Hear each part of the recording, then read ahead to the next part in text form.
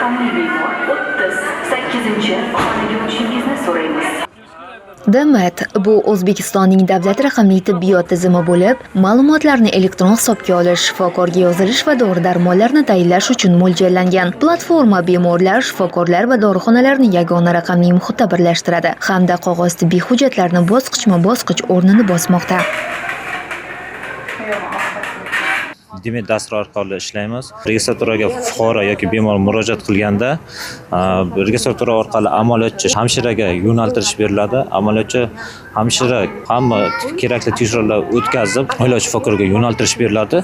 Oilaviy shifokor kerakli tekshiruvlar asosida yana qo'shimcha tekshiruvlarni o'tkazib, tor soha mutaxassislariga yo'naltirish beriladi. Tor mutaxassislarda laboratoriya instrumental tekshiruvlar, fluorografiya, rentgenografiya, UZI, UTT tekshiruvlarni o'tkazib, kerakli dori-darmonni yozib beradi. Bepul dori-darmon aptika asosida, reimbursatsiya dasturi asosida beriladi fuqarolarga.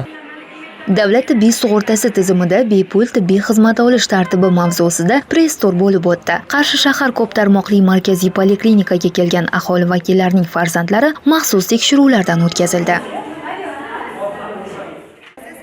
Qashqadaryo viloyatida 2026-yil 3 oy davomida davolangan bemorlar 116.168 nafar bo'lib, ulardan byudjet hisobidan davolanganlari 112.138 nafarni tashkil etgan. O'zbekiston Respublikasi Prezidentining 2024-yil 5-sentyabrdagi qaroriga muvofiq 2025-yil 1-oktyabrdan boshlab diyorimizda davlat tibbiy sug'urtasi mexanizmlarini joriy etish belgilangan. Mazkur qaror ijrosini ta'minlash doirasida davlat tibbiy sug'urtasi jamg'armasi tomonidan vohada jami 299 ta tibbiyot muassasasi bilan shartnomalar tuzilgan.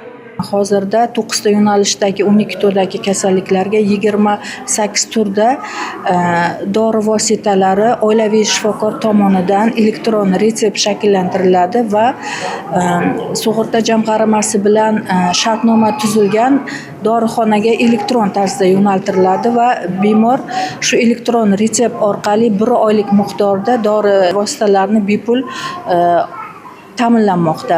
Yuqori texnologik jarrohlik amaliyotiga muhtoj bo'lgan shu 18 turda imtiyozli guruhdagi bemorlarga respublika darajasiga elektron tarzda yo'naltirilib, bu shu jarrohlik amaliyotiga ketgan sarf xarajatlar davlat tibbiy sug'urta jamg'armasi tomonidan qoplab berilmoqda.